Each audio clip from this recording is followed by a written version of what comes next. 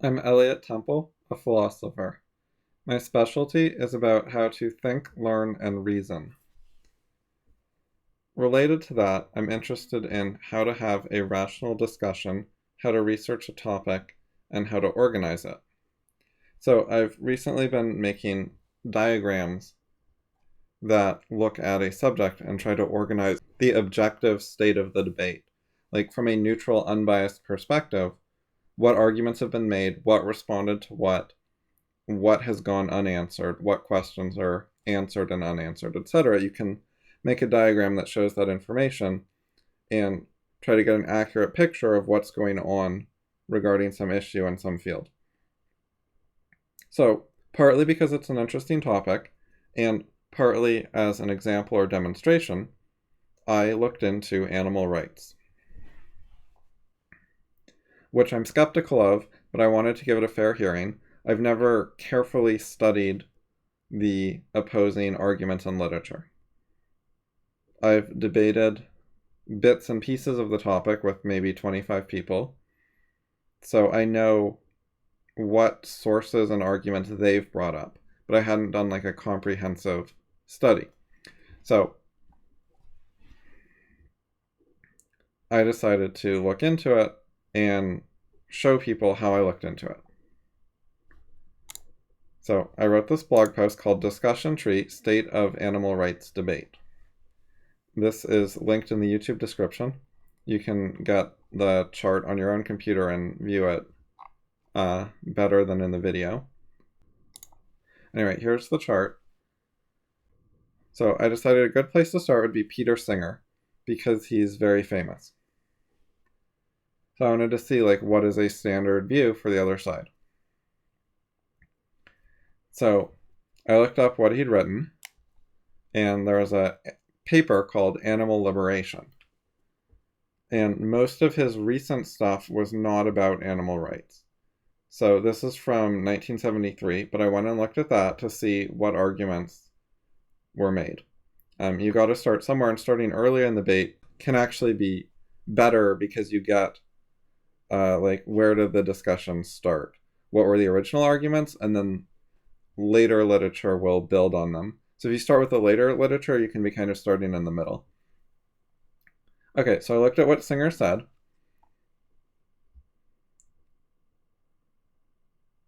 And the main claim he made was animals should be treated morally, or like treated as they have moral value, based on being able to suffer, not based on rationality or intelligence. So he didn't want to judge how smart is the animal, how rational is the animal, how good at like logical thinking is it, or something like that. He thinks that's a bit arbitrary or something, because he assumes, without argument or consideration, that rationality or intelligence is a matter of degree. So there's a continuum of different levels of intelligence. So he thinks picking a point on the continuum and saying, at this point you got moral rights, is arbitrary. And related to this, he thinks something like a horse is more intelligent than a 1-year-old human. So unless you want to take away rights from 1-year-old humans and say they can just be slaughtered like we would slaughter a cow for a hamburger, then you're going to have to give some moral rights to cows and horses and so on. So he wants to use the suffering criterion, which he thinks is binary, I think, as in, so with intelligence, you can have different degrees of intelligence. But with suffering, I think he believes it's a black and white criteria where either an entity suffers or does not suffer. So a rock does not suffer, but a horse does suffer. But he wasn't sure about fish or bacteria, but he just wanted to argue for animal rights, at least for some clearer cases like dogs and chickens, but not insects. He was going to leave insects for, a future debate. Start with the easier cases, which is fine, but it does clash with his treating suffering as more of a black and white criteria than intelligence. Because if there's like degrees of suffering where fish can only suffer like 10% as much as horses, then you have the same problem as he thinks intelligence has, of where do you draw the line, like how much suffering matters. Anyways, I think intelligence is binary. There's also degrees of intelligence. Some people are smarter than others, but I think there's a binary issue as well of being intelligent or not, which means being able to learn new things that go beyond your design. In the case of things created by biological evolution, that means going beyond what's in your genes. So your genes have evolved knowledge of how to do certain tasks and how to do certain behaviors and so on. And intelligence means being able to do more than that, to do things that are not just following the software algorithms in your genes. So my basic position is animals are complicated robots. They are like present-day software that is not artificial general intelligence. Like, we haven't invented AIs yet. We don't know how to code that. But animals are like things we do know how to write software for. Kind of like self-driving cars or Roombas. Anyway, so that's my basic position. And Singer does not cover that. He does not address computers. He doesn't talk about software.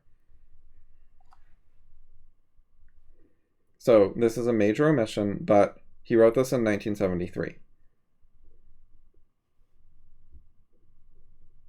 when a lot less was known about computers.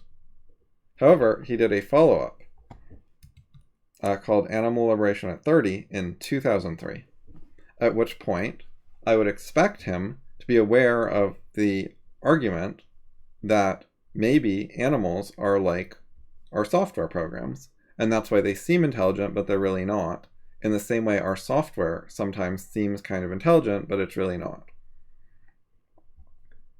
Like, there's computer software that can beat me at chess, but it is not intelligent. It's just following algorithms that we wrote, and it doesn't go beyond its design. It can't go beyond the built-in knowledge that the programmer created. It's totally lacking in general intelligence, the chess software. Anyways, so Singer and Animal Liberation at 30 doesn't address that at all. But backing up a bit, so Singer considered, I just want to go through the chart a bit so you see how this works. Like, Singer considered, is language required for suffering? There were some people who had argued that, or claimed it or whatever. So, and Singer gave some arguments for no. And I also think no, so I didn't really go into detail on that point. Singer said, yelping is inconclusive for something being able to suffer. So, like, the behavior of facial expressions or making sounds doesn't prove something can suffer, because suffering is a mental state, and you cannot necessarily infer mental states from behavior, actions, etc.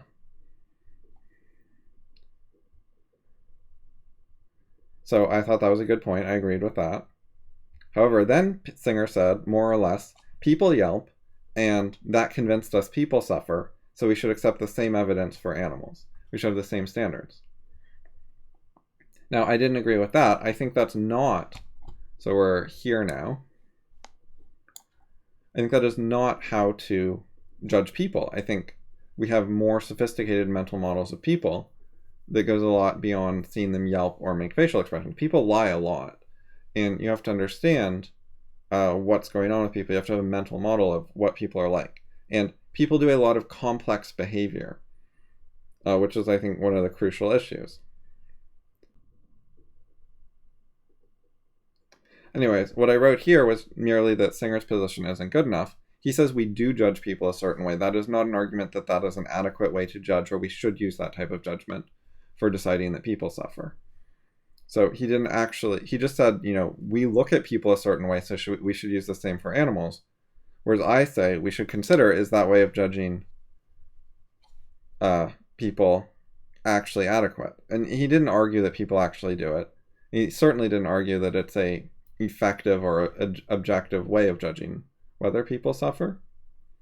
And he also did not consider, e.g., solipsism and other things that could deny other people are real or that they suffer or stuff like that. He didn't go into that either. So there were a lot of incompletenesses to Singer's position here. So I was documenting that this is an area where he did not make a complete case. It wasn't really close to complete.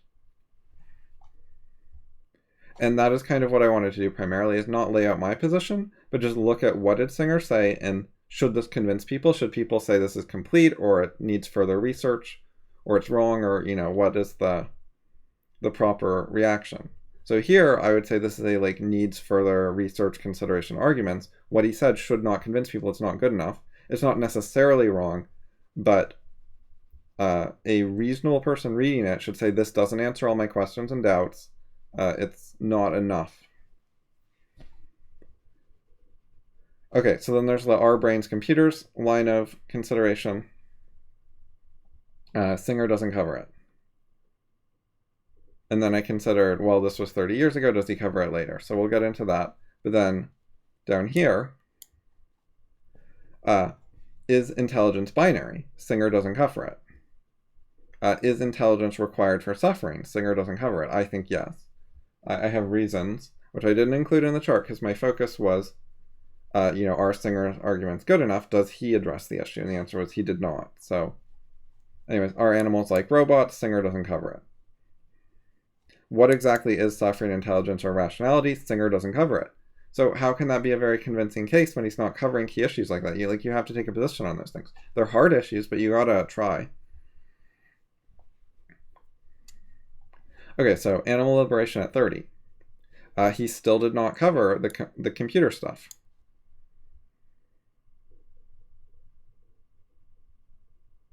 And I made some other notes on what he said there. He said animal rights are much more popular today in 2003 than 1973, so seems true. He said, is bias on grounds of species defensible? And he says no, and I agree with him. And then he says also, the main thing about the paper, though, is just it still doesn't address the computer stuff. It doesn't deal with modern science and software and so on. So that's the largest, most blatant hole, in my opinion. So the other thing he says is, if a species is not morally important in itself, is there something else that happens to coincide with the human species on the basis of which we can justify the inferior consideration we give to non-human animals? So it's basically like, what's the difference between humans and animals other than they're from a different species, like some actual trait that matters morally? So saying like, well, it's a dog and I'm a person is sort of like saying it has black skin and I have white skin. So that's not good enough, but is there some sort of trait that's actually morally important? So my answer is intelligence, being able to learn, which I think is a prerequisite for suffering. So it is connected to the trait Singer cares about of suffering. So it doesn't make a huge difference which one you focus on, because I think they're related. Anyways, Singer considers an argument from Peter Carruthers that animals lack a capacity to reciprocate. So you can be kind to an animal, but it can't be like, oh, you were nice to me, I'll be nice to you back, because they're not smart enough or whatever. Anyways, Singer gave a rebuttal to Carruthers, and I didn't like Carruthers' position either, so I didn't go into further detail here.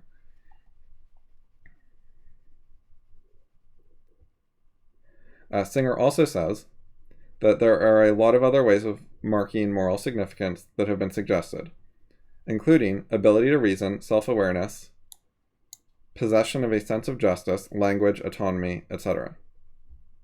The problem is, some humans are entirely lacking in these characteristics, and few want to consign them to the same moral category as non-human animals. So it means some people are really stupid or irrational, but we don't want to treat them like we would treat a pig and slaughter it. We still value their life.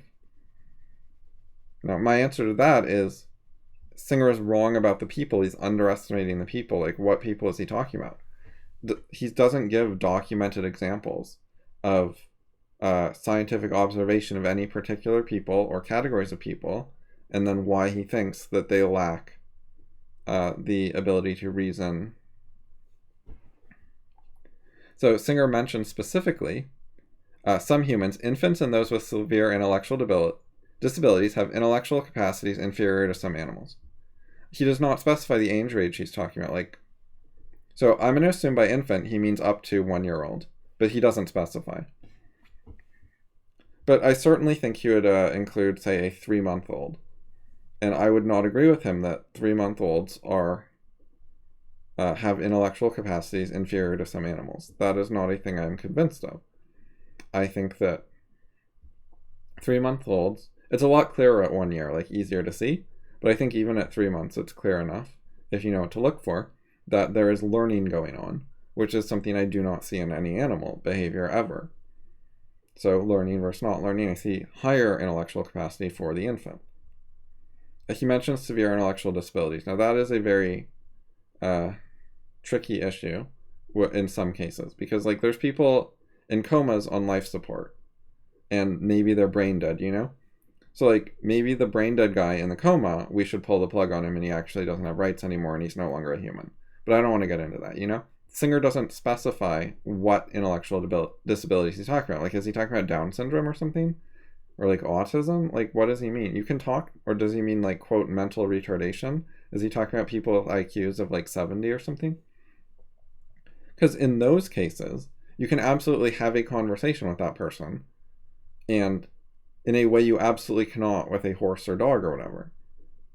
You can say like, hey, how are you? And get an answer and ask them how the weather is, and they understand you, and like there's intelligence there, and they're capable of learning things. Like they learn language, they learn arithmetic commonly, you know, stuff like that. Maybe some of them don't learn arithmetic, but they learn some carpentry or some cooking or something, you know. Those people, generally they learn something. Maybe there are specific cases where they don't, but you'd have to provide some sort of documentation, like who are you talking about, what exactly was wrong with them, like what was observed in their life, like what were they unable to learn, what attempts were made for them to learn it, etc., etc. Did they want to learn it? That's a thing that comes up with people, is they don't want to learn some skills. Like some people hate math, so that's different than inability to learn it. So final thing in my chart, Singer hasn't gone into detail with documented scientific observations of particular humans or animals, nor has he discussed epistemology and how to use it to judge inferior or superior intellectual capabilities. So epistemology is a field of philosophy that deals with knowledge. So in order to say this creature is smarter than this other creature, you have to have some idea of like what intelligence is, how learning works, how thinking works, which is related to the philosophy of knowledge, thinking, etc., called epistemology. So in order to make those kind of claims, you need an epistemology. Singer doesn't even say what epistemology he agrees with, what he has in mind when he's making those judgments, let alone argue that it's correct. So yeah, unargued assertion. So again, highly inadequate. Okay, so the basic thing here is Singer wrote some stuff, and he made some arguments, and then he left out a lot of things. There's a lot of missing arguments. So my basic plan was I make this tree, and I point out here are some of the areas that Singer didn't cover, where the ways he's incomplete, and that his case for animal rights was unconvincing. Then, what I wanted to do is ask people, can you add anything to this chart? Can you tell me what book I should read, what article I should read, what author, what blog post? Answer some of these questions. And the thing I most wanted was a programmer, someone who knows software and can understand the difference between an AGI and a non-AGI algorithm like we do present day, like someone who knows how video game enemies are written and like what algorithms are used for that, and who knows quote AI techniques like how to write a chess engine. Someone who's familiar with that kind of stuff, which by the way I'm familiar with, like not like a top expert, but I know the basics and I can understand the issues and follow it and stuff. So anyways, what I'd like to find is someone like that who actually knows what they're talking about in regards to software, which there's millions of programmers who know that stuff in the world, I think. So there's like a lot of people with that kind of skill, but also who's in favor of animal rights and who wrote stuff about animal rights, and then, you know, tried to deal with the issues and tried to make a rigorous case in terms of modern science and programming, that animals have rights and they're not just like self-driving cars with a few extra features. And I think self-driving cars don't suffer, by the way, just to be clear. And I think most people would agree with that. And I think So one of the things about a self-driving car is it can have sensors for damage. Like, it could have a way of detecting that it has a flat tire. So there's information is sent from the injury, the wound, you could call it, of the tire going flat to the brain, the computer processor. And then it, pulls over to the side of the road and stops and calls AAA or whatever. And none of that indicates suffering or physical pain, even. So with animals, they certainly have like sensors that there's damage in their leg or something, and it sends information signals to their brain, which are then processed and taken into account in their behavior algorithms. But that could be equivalent to the car detecting, low tire pressure, pullover, etc. There doesn't have to be suffering to detect problems, injuries, damage, need for repairs, etc., and act accordingly.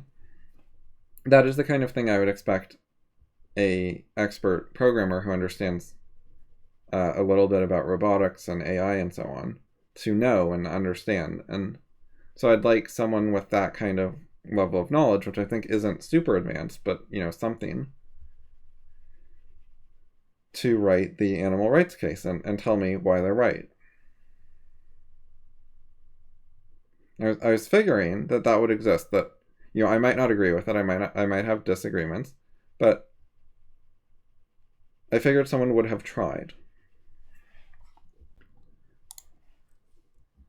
So I tried to search for that myself. So I wanted to ask other people, like people who are in favor of animal rights, but before doing that, I wanted to, search the internet, look at some books, etc. So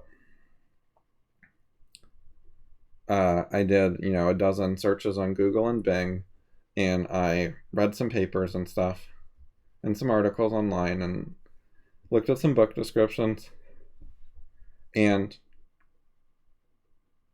basically almost everything I found was super irrelevant. Like, it wasn't even close to that. I did not find anything that looked like someone who knows software making the case for animal rights. So I documented some of what I did below my post. And scroll down a bit. So I found this thing about robots, and I gave some quotes, and yeah, this author did not convince me that they could code. They didn't really have anything worth adding to my discussion tree. Then there's this other one about animal rights. I thought this one was interesting because Descartes apparently taught that animals were no more than complicated biological robots. So previously, I sort of wanted to excuse Singer in 1973 for not being aware of the computer perspective. But then I found out Descartes, hundreds of years before that, claimed animals are complicated biological robots. So who has refuted that? It's a well-known view from a well-known thinker, like a very well-known thinker, was making a claim very similar to mine. It should be addressed by now. Anyways, I found out that Singer does respond to Descartes, but it's not relevant to what I want to know, his arguments. Okay, so when I found out about the Descartes thing, I figured, okay, I better look at Singer's book. Because previously I looked at his 2 articles.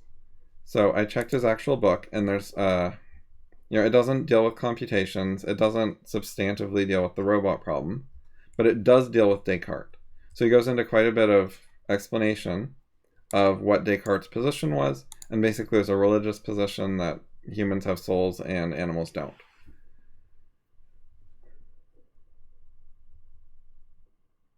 So Singer wasn't impressed by that, neither am I.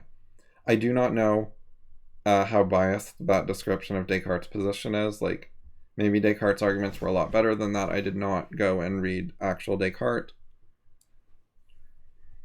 But Singer covered it, and that's what he said. And, none of this is going to change my position. It's not relevant to my discussion tree. Like, I could add a note and say, Descartes said this, and then Singer disagreed about souls, and I also disagree about souls. But I don't have anything, like, to update my chart with that will make a significant difference.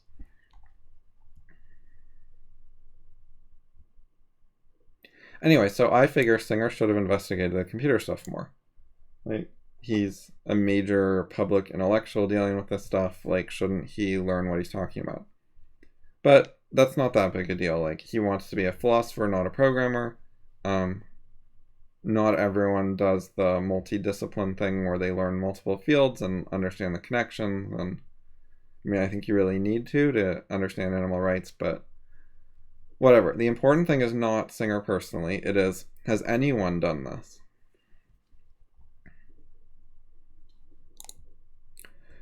So there's this paper, Why Animals Are Not Robots. The paper has 3 categories: humans, animals, and robots. So it actually separates humans and animals. So it's sort of agreeing with me. But anyways, it's not very good. There's major flaws. I don't think the author can actually program or knows what he's talking about.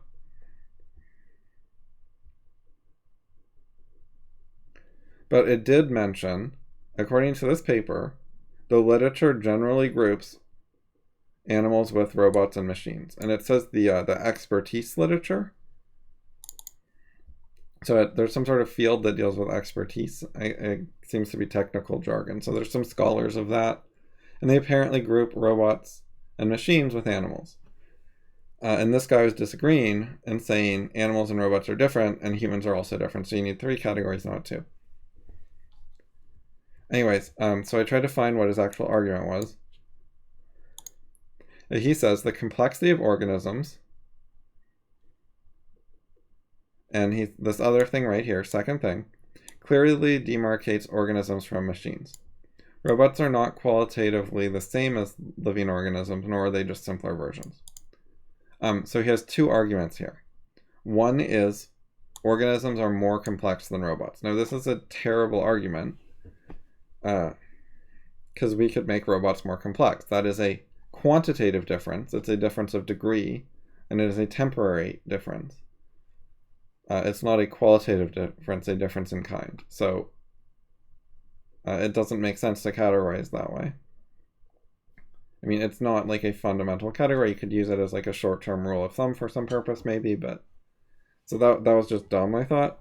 And then his other argument was for the differences, the heterarchical, purposeful, gravity-centered organization. And then he says by gravity, he means a metaphor for the inevitable self-sustenance.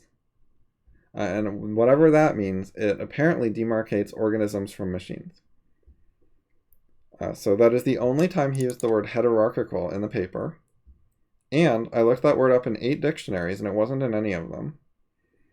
But I found heteroarchy on Wikipedia, which is probably in a dictionary, but I didn't check.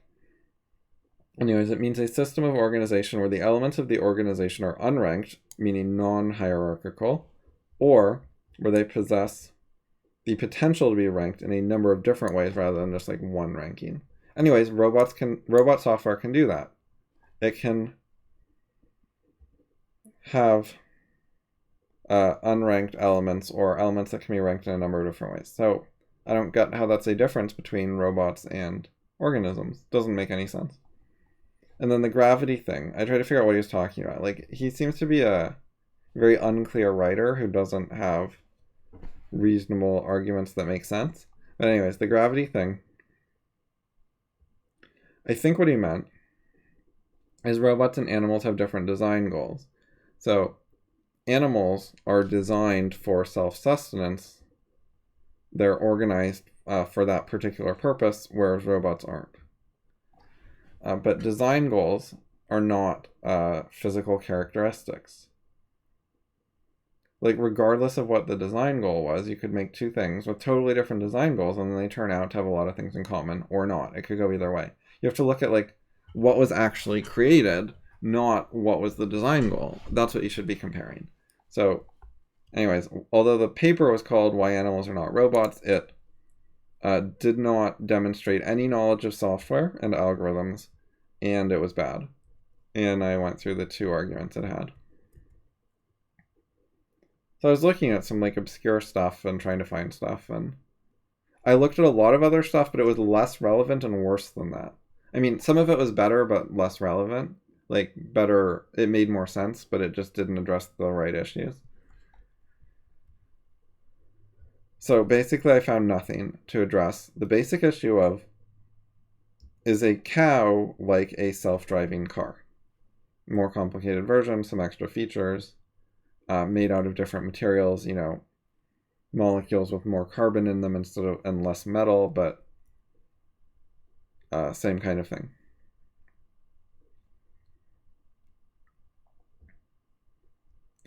And yeah, I was not able to find in my searches so far animal rights literature that addresses that. So I asked. I asked on my own forum.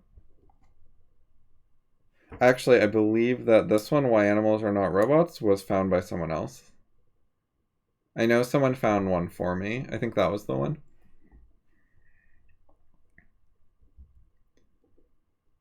And I asked a bunch of other forums. So I asked at the animal rights subreddit. There were no replies. I asked at the vegan subreddit, which has a lot of people. See, 400,000 people. And I got one reply. Have you studied Dr. Tom Reagan by chance? His case for animal rights helped me a lot. Now, if you read my question, I said, the main thing I'm looking for are arguments relating to modern science and computation, which rigorously differentiate animals from robots controlled by software. I would expect the author to be a skilled programmer who agrees that brains are computers, understands computational universality, has something substantive to say about the difference between non-AGI algorithms and intelligence, acknowledges and specifies many types of non-intelligent algorithms, e.g. A-star and everything else used in current video games, and then gives some scientific documentation of specific animal behaviors and why they can't be accounted for with non-intelligent algorithms. That's what I asked for. I also asked for literature related to any of the questions in my diagram. So things that would help me add notes to my diagram. And I specified a couple other things that would be relevant. And so this guy mentions a book, but no mention of it being related to computers or whatever. So I look up the book, The Case for Animal Rights. There's this helpful summary on Wikipedia, and yeah, he's a Kantian philosopher. It has nothing to do with computers, software, or science. Just totally irrelevant. So it may or may not have some good arguments in it. They may or may not be better than Singer's arguments. Like the guy specifically said he thought it was better than Singer in some ways. However, it is incomplete in a bunch of the same ways that Singer was incomplete. So that's not going to satisfy me. That doesn't help. It's not filling in the gaps of those important things Singer didn't address that I was interested in and specifically asked about. So the person giving the book recommendation seemed unwilling to read my question. It was a couple paragraphs, but he apparently reads books and knows which ones are good to recommend. Like, I find that implausible. I think someone who's unwilling to read a couple paragraph question before giving an answer is not a reasonable judge of books. Like, I don't think he actually reads books seriously. He clearly doesn't like reading if he won't bother to read this before answering. And like, yeah, there's no way he read this and thought that he was actually giving something relevant. Like, I don't know. Well, it's hard to tell. Like, did he read it and then just thinks like none of it matters and he's just like, oh, is he so bad at understanding things that he's just like, he's looking for pro-animal rights literature? Or did he just not read this and see the title? I mean, he read something or looked at something because he knows that I saw Singer. And I believe I don't even mention Singer on this page. Yeah, I did not mention Singer on this page. So he clicked the link and he read Peter Singer's name here, or he clicked on the diagram and saw Peter Singer. But I don't think he actually read most of what I said. I hope he didn't, because if he did, he's really, really stupid. Or has like really, really low standards. Like, because I'm specifically talking about like software and programmers, and he just recommends a book that says nothing about software, programmers, computers, etc.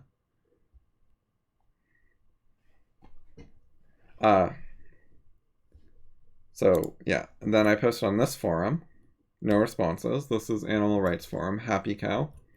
Post on this one, Veg Talk. It's a vegan forum. No responses. These are, they're not terribly active forums, but they're what comes up at the top on Google. So it's not like there's probably not some better, more active forum, or if there is, it's like a little hard to find or something. I don't know. If someone knows of one, tell me. Like a better place to ask. Maybe there's like a Stack Exchange or a Quora place that would be good to ask. I don't know. But these are what I tried so far. And by the way, you can ask too. Like you can post my blog post, my diagram or whatever, and ask people if they have anything to add. Okay, and then there's this one, Animal People Forum. So they say it's an online platform for information and perspectives on animal rights. And they say anyone can submit stuff, so I submitted here. And they haven't actually posted anything for a week. It has to get approved. So yeah, that didn't work, looks like. I don't know, I haven't gotten like a rejection notice yet either, so maybe eventually I'll get a response. I'd be like mildly a little bit surprised if they actually put up my question.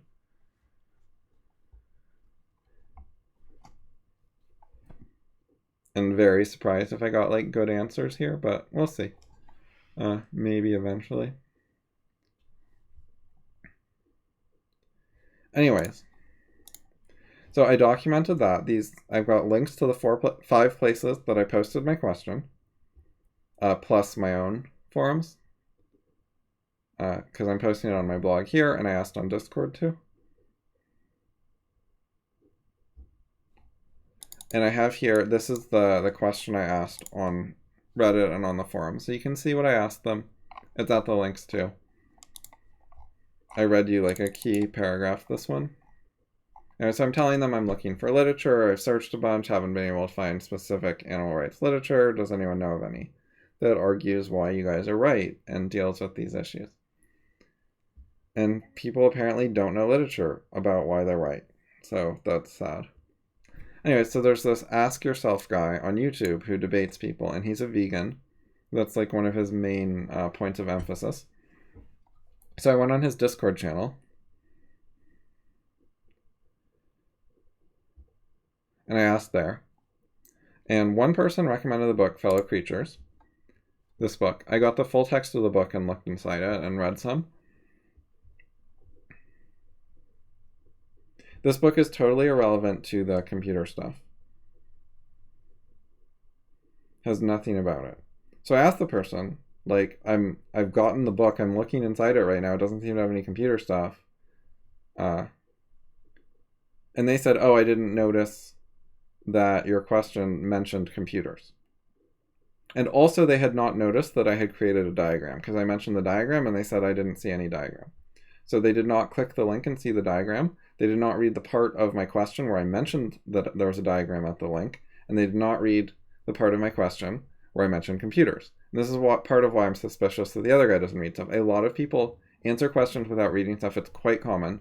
There are a lot of cases where you can confirm that they didn't read it. They will sometimes admit it, or they'll say things that are pretty clear. Like this one is kind of semi-ambiguous. Like he either didn't read it or didn't understand it, but it's hard to know which. But there are other cases where you can like clearly tell they didn't read. That I've seen a bunch of those. Anyways, so this Fellowcreatures book, it is another Kantian philosopher.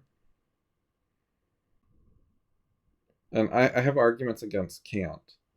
So there's like a problem there. Like even if on Kantian premises they were right, that would not convince me. They would have to tell me why objectivism is wrong and why certain critical rationalist issues with Kantian philosophy are wrong and so on. Which gets into some other debates, which I've actually researched far more. And the short answer is I think that the Kantians do not have arguments that address the issues. But maybe I'll make a discussion tree for that another time. Anyways, so I looked in Fellowcreatures, read some parts, and they just hadn't read my question. So then they were like, oh, I didn't see that part of your question. So I was like, okay, I'll repeat it. So I repeated the question, and Then they did not respond again. So that was lame. Some other people talked to me a little bit on the Discord, but they did not refer to any literature. They asked me a couple of questions about what I thought, and they were trying to look for like something to debate me about in real time, but they didn't have any interest in referring me to sources. And by the way, I'm not picky about sources. Like, it doesn't have to be an academic paper or a book. A blog post, an article on a website is okay too, as long as it's like a serious thing that's like trying to be intellectual and trying to be high quality. That's fine.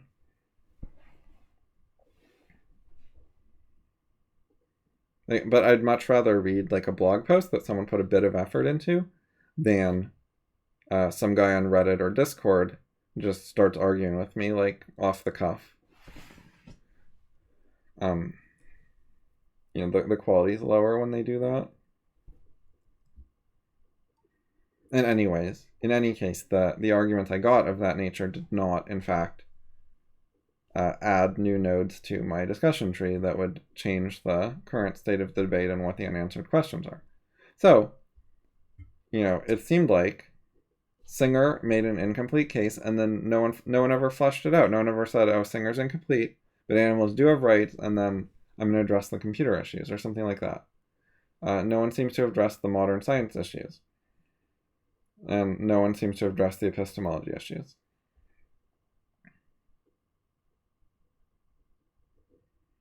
The computer ones are the ones I think are the most blatant. Like tell me how an animal differs from a self-driving car.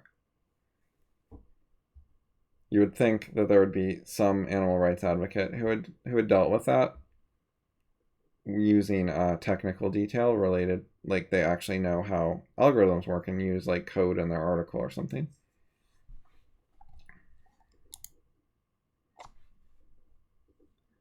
But yeah, so far I've not been able to find that exists. On the Ask Yourself Discord, so they're like a debate Discord. So they wanted to debate with me in voice chat. And I'm like, how's that going to work? Because what I'm asking for is literature. And they said, oh, we can do a literature debate. So I'm like, okay. And then I found out that Discord is incompatible with the way I had my stream set up. So everything they said was not being broadcast to my stream. It was not being saved to my local video recording. So I wasn't going to end up with a record of the discussion. So I said, hold on, I have to fix these audio problems. And then I went to fix the audio problems. And a different person who I had not been talking to said in a text channel that I had not been reading, like, where are you, Curie? And I did not respond because I was trying to fix my audio problems and I didn't even see it. And that was actually Ask Yourself himself, like the owner of the Discord, the YouTube guy. However, someone else said, oh, I'm watching his stream he's setting up. Ask Yourself ignored that response and said, 30-second warning, I'm going to ban you if you don't respond in 30 seconds. The guy a second time told Ask Yourself that I was setting up and I would be back soon. And then Ask Yourself banned me. So I never got to debate with them. But I had talked in their text chat for a bit, and it really seemed pretty clear to me that they did not have any literature to offer, and that they found my position laughable and ridiculous. So they didn't really seem to think it needed an answer. Like, they're just like, oh, you're like Descartes, ha ha ha. And that position is stupid, is basically what they seem to be communicating to me. So they weren't like, that is a reasonable question. How is a cow different than a self-driving car? Let me refer you to our FAQ where we answer that. They were like, lol, who thinks that? You're an idiot. That was, they weren't quite that rude, but that was the rough idea. So, very, very unimpressed with the response from the pro-animal rights people. Here's some record of me getting banned and what was said. See, there's a where are you, and you're wasting everyone's time. You have 30 seconds, then ban. I don't understand, like, it was supposed to be a literature debate. So if we're going to use literature in a debate, then it can't be real time, because every time someone links a source, you're going to have to pause for, say, 3 minutes to 3 hours for the person to read it and respond. So I don't understand why there would be some sort of 30-second time limit. I never agreed to any such thing. It makes no sense to me. But anyways, the guy like literally got told twice that I was setting up and then just banned me anyways, did not care. So they're not. He's a fucking YouTube debater and he's not interested in debate. Wouldn't even let me debate some random guy in his Discord. And then this is a copy-paste of the discussion in the philosophy chat channel. So I talked first in general a bit, which was really spammy, but you can see what was said if you look at my my stream of it on my YouTube, which I guess I should post in this comment thread, a link to it now that it's up. Anyway, so I streamed the whole thing so you can see what I said to them and how I got banned and so on if you're interested. Or you can just take my word for it that they were super unreasonable, or you can read most of the discussion right here. So it doesn't have the Fellowcreatures thing where they brought up an irrelevant book and had not read my question. But then I said what I said to them after they hadn't read my question and had missed, that I'd brought up computers at all. I said, okay, this channel is kind of busy. I will repeat my question in the philosophy channel where there aren't so many people talking and you can respond there. So then I did that, and then that person never responded there. But, these other two people responded a little bit. Feudal God was the one who laughed at me, and then Tempest asked me a couple questions. But then they, I'm looking for literature refuting this. Do you know if someone just laughed without arguments? And, because he said, okay, Descartes, lol. So I said that, and then he said, ever seen a pig play video games? It's pretty lit. So that is not, literature. And it's a very silly kind of response because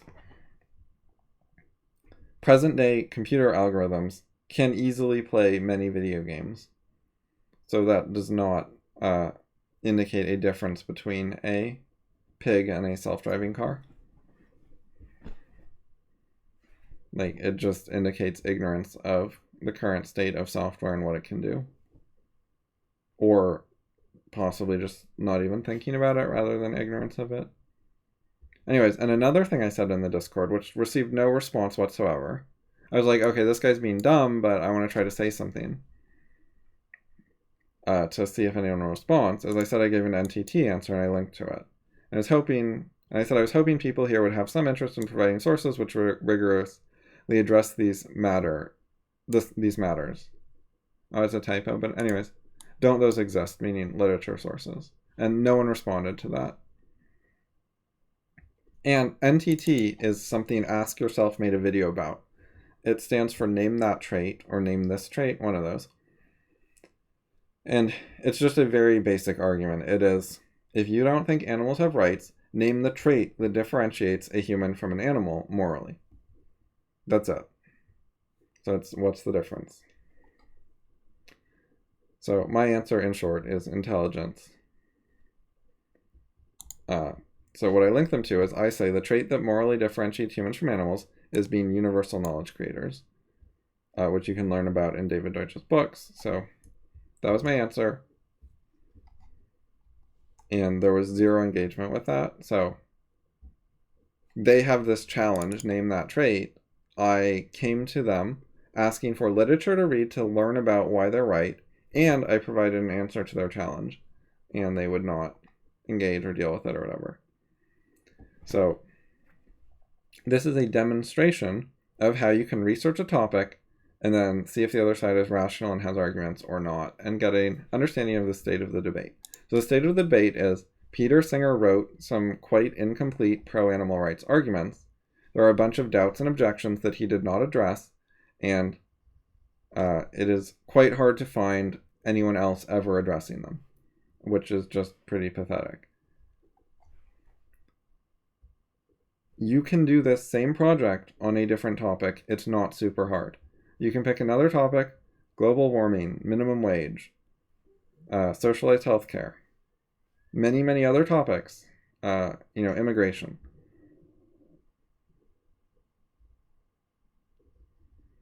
A scientific issue, a philosophy issue, a political issue, whatever you want. You can take a topic and you can do some basic research on it and write down some organized stuff. What are the arguments for one side? What are the questions and doubts that aren't answered in that source? And then you start looking for other sources. Do other sources fill in those gaps and try to find some? And then if they do, you could have further questions and doubts and objections, and then look for sources that address those, and so on. And this is a way of researching a topic. Another thing you can do is, which I didn't do here really, is lay out what is my position and why do I think it's right, and then is there any animal rights literature that objects to that or criticizes it or engages with it. And part of why I didn't do that is I already know that there isn't, and that's not entirely their fault. Part of it's their fault, but part is not, because part of my position involves arguments made in David Deutsch's book, The Beginning of Infinity, published in 2011, which is pretty recent, and I sort of sympathize with them for not knowing about that book, reading it, understanding it, and then recognizing how to apply the ideas in it to animal rights, which it doesn't directly talk about. But its ideas about philosophy have implications for animal rights. And if you understand them really, really well, it is easy to get an animal rights position out of them. But very few people understand that book. That is not a flaw specific to animal rights advocates. Non-animal rights advocates also generally don't know about or don't understand well the book. So, anyways, as far as my position in the animal rights rebuttal to it goes, most of what my chart would look like is, I think the book The Beginning of Infinity is correct, and no one has answered its arguments. And then, by the way, here is briefly how its arguments imply no animal rights, which I will very quickly summarize for you. The Beginning of Infinity explains that there are certain categories of universality where there's nothing in the middle that's like halfway. So with computers, you can have a computer that can compute anything, and you can have a system that computes approximately nothing, but there isn't a middle ground that can compute like half as much as my computer. And there's no middle ground at 10%, and there's no middle ground at 90%. Those don't exist. You take a very, very limited computer system that can do virtually nothing, and you add one more feature, and all of a sudden it can do absolutely everything. And this comes up with other types of universalities. And another type of universality is ability to learn things. So humans are universal learners. Their repertoire of what they can learn is everything. So the standard view that there's a continuum where like children are 90% as smart as adults or whatever, and cows are 50% whatever, that doesn't fit with the universality model. That is the most important thing. But I also have other arguments. Specifically, if you look at animal behavior, there is no documented behavior that is incompatible with animals being like self-driving cars. So just if you understand software with a modern understanding of it, I've done professional programming. I currently do professional programming, so I'm competent at that stuff. I've read books on video game AI and stuff like that, so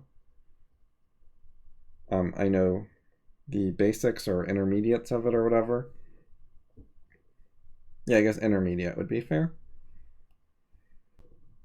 So if you know how software works, you can look at animals and say, okay, well, software could easily do that, etc. And you look for things that software would not easily be able to do.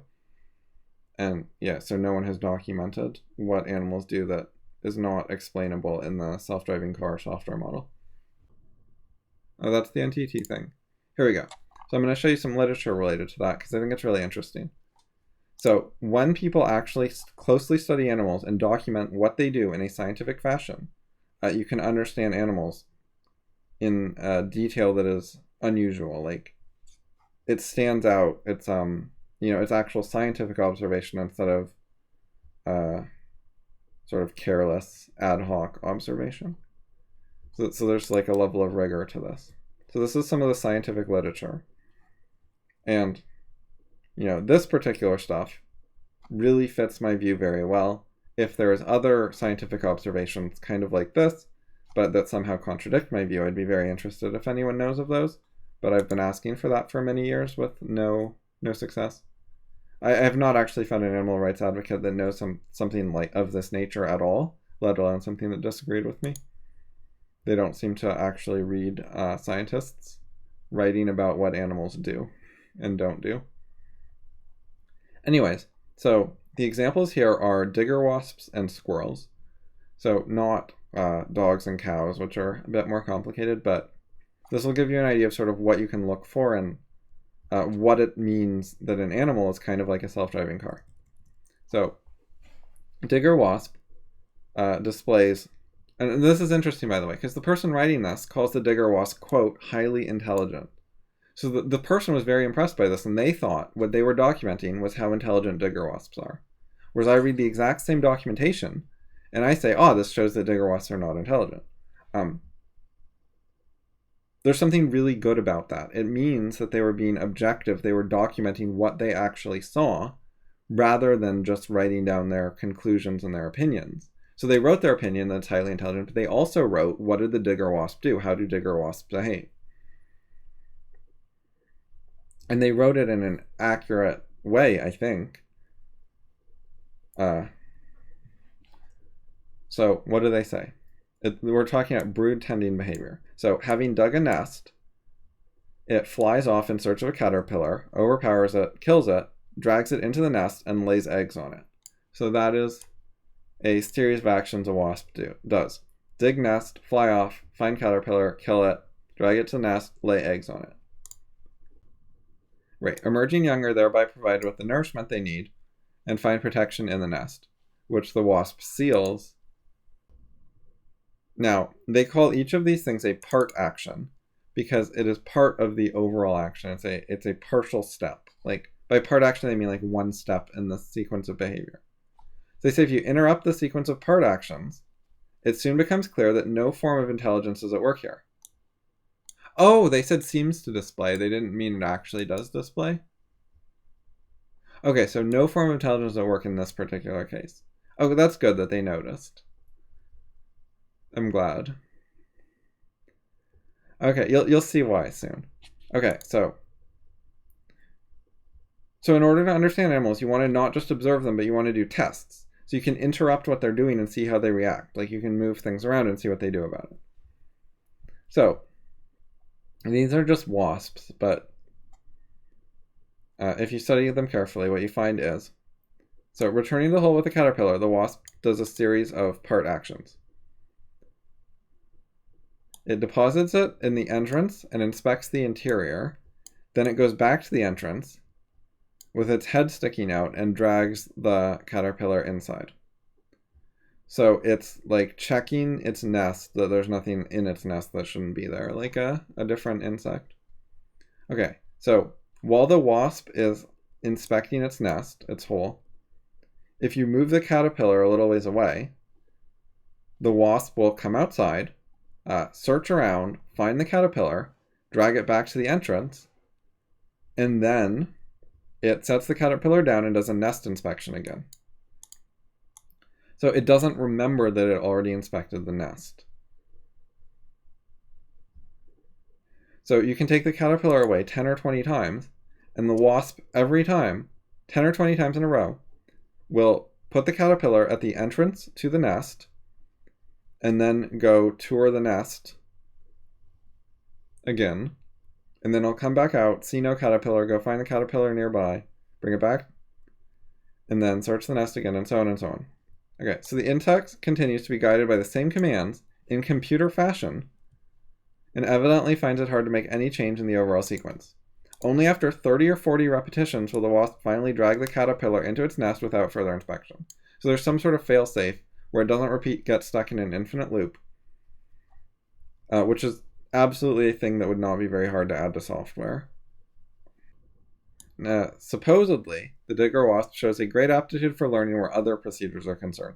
While in flight, it memorizes the route it must take on the ground when returning to the nest with its prey. A very considerable feat of learning.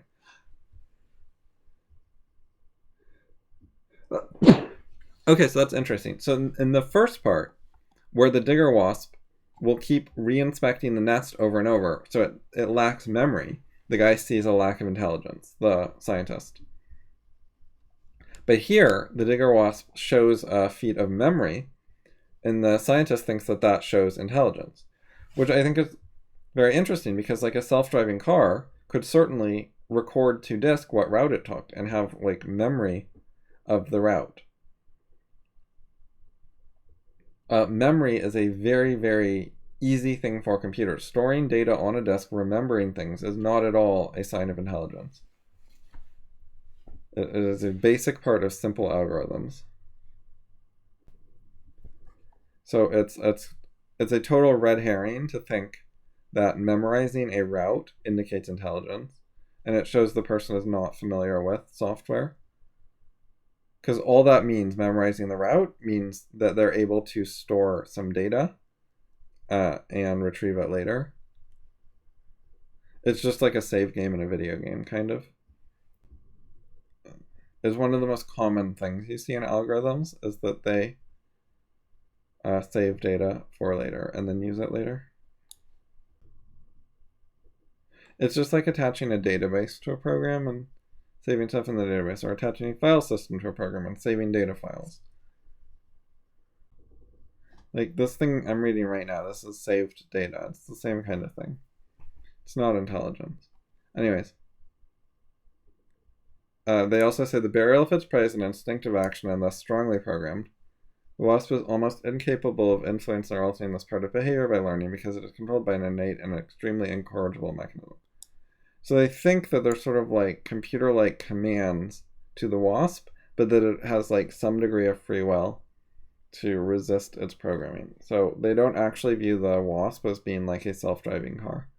But they also don't know how to program, and their observations, the things they actually observe the wasp do, are fully compatible with the self-driving car algorithm model. What they see as the wasp having some ability to alter its behavior is just the algorithm having a failsafe after 30 or 40 repetitions. Commonly there's randomness involved in failsafes. So it's like, for example, it could be once you get to 30 repetitions, then every time there's a 20% chance to stop repeating.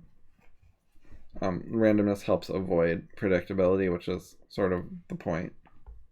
Is if something is not working, you want to introduce some randomness into your behavior, not follow a specific algorithm. Randomness helps with variability. It helps getting stuck in loops or that kind of thing. Anyways, they also documented squirrels. So, once stimulated, whole cycles of action can proceed by themselves. In the squirrel, food storing consists of the following part actions: scraping away soil, depositing the nut, tamping it down with the muzzle, covering it over, and pressing down the soil. So this is really good scientific observation. They carefully looked at what squirrels do. And these steps: scrape away soil, deposit nut, press down on the nut with your muzzle, cover it over with dirt, and press down the soil. So they're documenting what the algorithm is. From my perspective, they're showing it's an algorithm, here's how the algorithm works. They don't seem to entirely understand that, but nevertheless, their observations are objective and high quality enough that I think they show what I believe is the case. Anyways, a squirrel reared indoors will still perform these actions in full, even in the absence of soil. So you can rear it indoors, so it's never even seen soil, and it still does the same actions as if there was soil. So it has no intelligent understanding of soil. It doesn't check whether soil exists in its area. It doesn't look for the soil.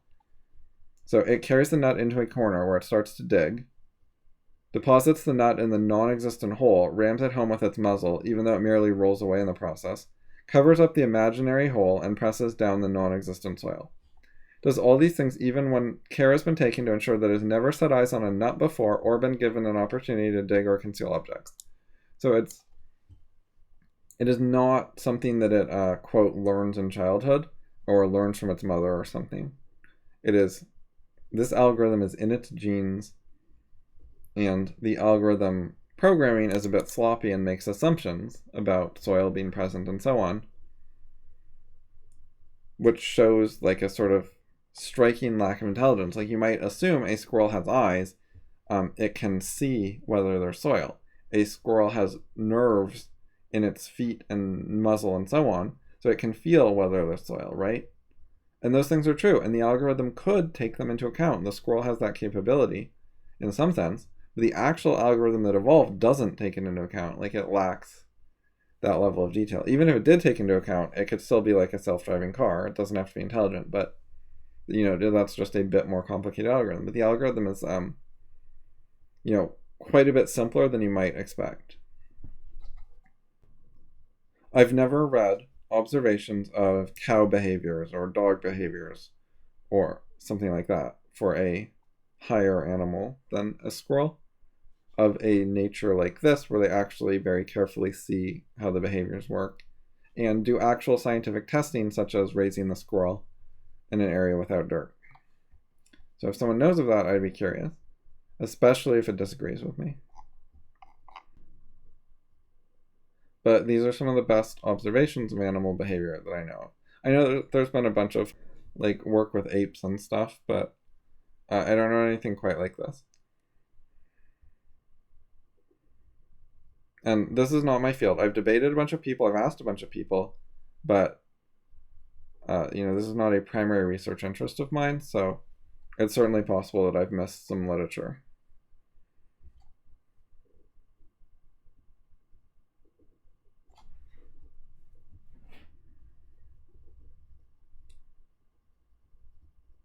But there doesn't seem to be anything easy to find in the public, available online, that tells you where to find good arguments or literature or has them itself. So, it is hard to Google something better than what I've done here.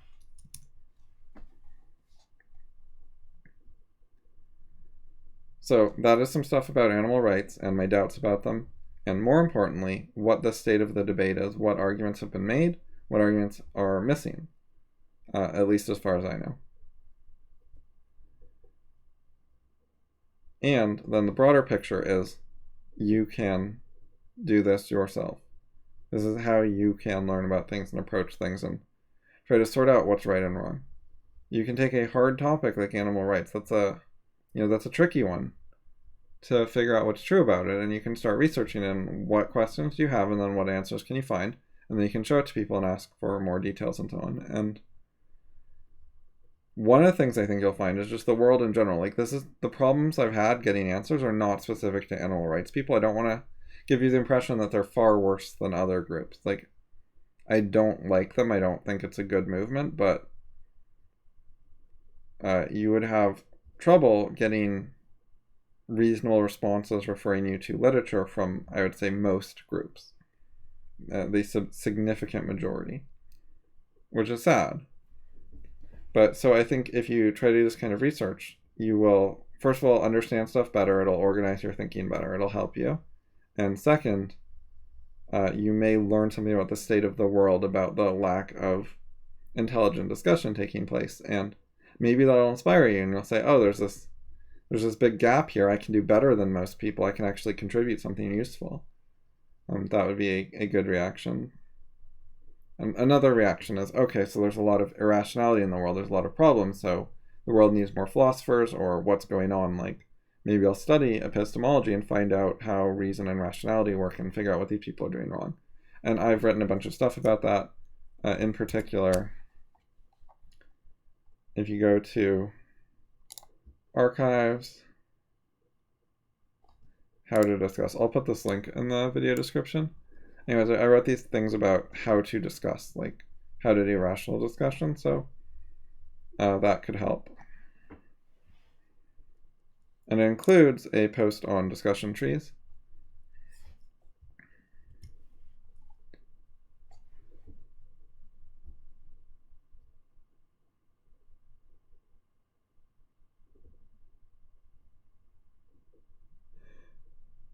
Oh, also, you might wonder, how do I make a tree like this? So I reviewed around 25 different pieces of software, and I found 4 main answers for good ways to make a tree. MindNode, OmniGraffle, iThoughtsX, and XMindZen. 3 of these, mind node, I thoughts X, and X mind Zen, are in something called Set App, which is $10 a month, and then you get access to 160 plus Mac apps. So it includes 3 mind mappers that are some of the better ones, as well as Ulysses, which is the text editor I do the majority of my writing in.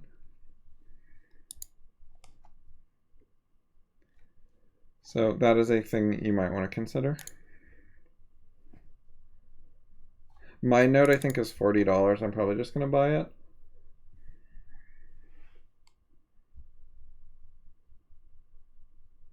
Yeah, this particular one was made in MindNode. But there are a few decent options. These 3 here are useful things that are not just apps you can make something in. This is a command line tool. This is a plugin for the Atom text editor, and this is a website tool, and they have a lot of limits, so probably don't worry about them for most people, but they have some value. And then I have this fail category in my review where I went through all of these, and basically they're all trash. They're not going to work. Well, some of them are sort of usable, but basically they're just worse than these 4. So if they're clearly worse than these 4, I just was like, there's no reason to use this. It doesn't make any sense. It's just bad. So yeah, I do not recommend any of these, and I would recommend getting one of these 4.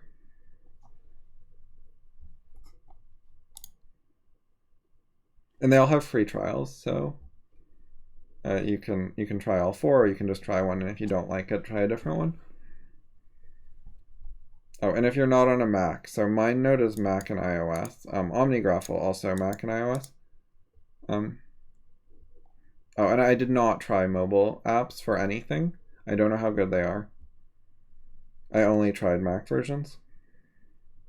But anyways, iThoughts X has a Windows version as well, and XMindZen has Windows and Linux and Android. So if you are not a Mac person, then one of these 2 is what you should try.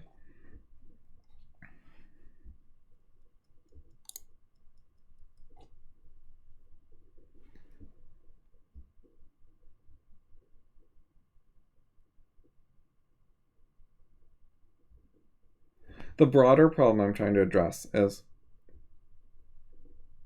there are a lot of controversial issues where people say there are a bunch of arguments on both sides. And how do you sort that out and reach a conclusion?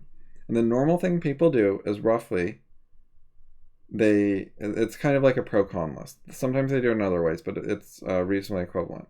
So they take the arguments for side A, and they make a list of them, and they consider how good are they, and they're like, okay, this argument's good, and this argument's medium, and this argument's not, that's a little but not great, and this argument's refuted, so it doesn't even count, and then they look at the other side, and then what are the arguments for side B, and then they sort of add up the scores and see which side is more convincing.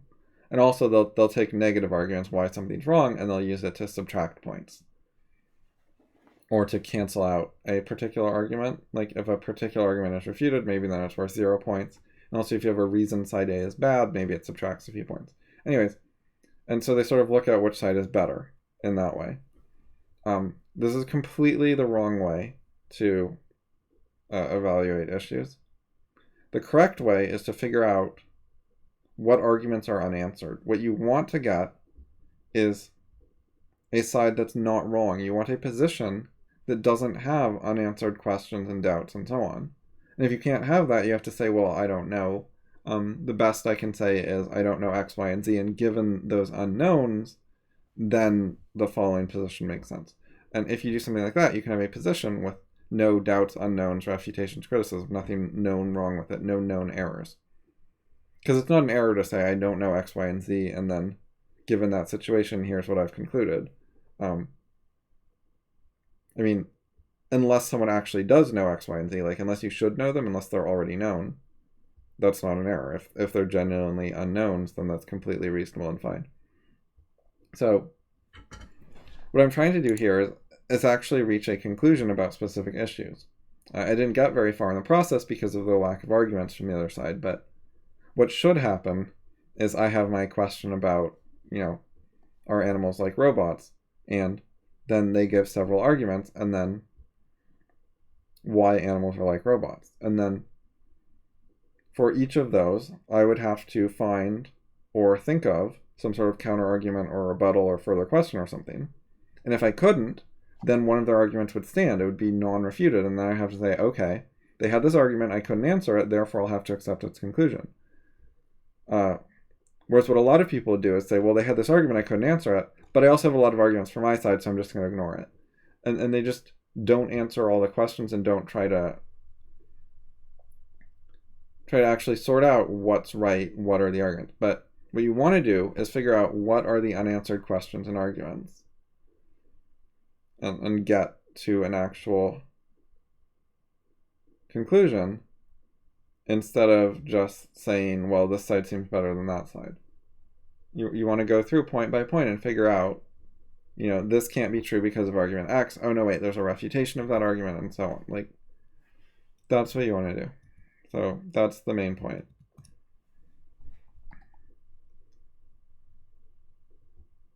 You're looking for conclusive arguments about why particular claims cannot be correct.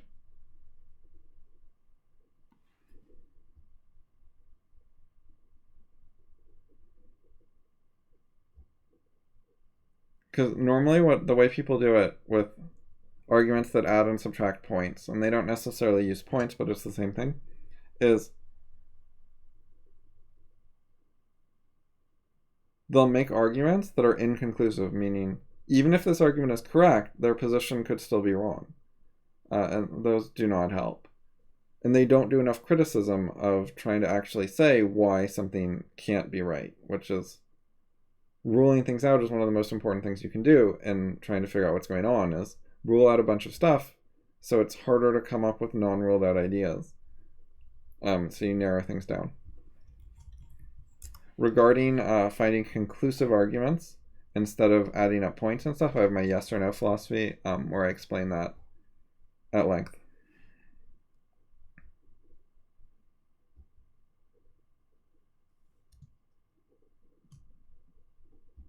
So yeah, if you liked this, like the video on YouTube. That is factored into YouTube's algorithm for how many people see the video. So if you like it, more people will see it. And look at my stuff if you want to read some articles or whatever, and sign up for my newsletter to find out what new stuff I create, which you can get at elliotemple.com.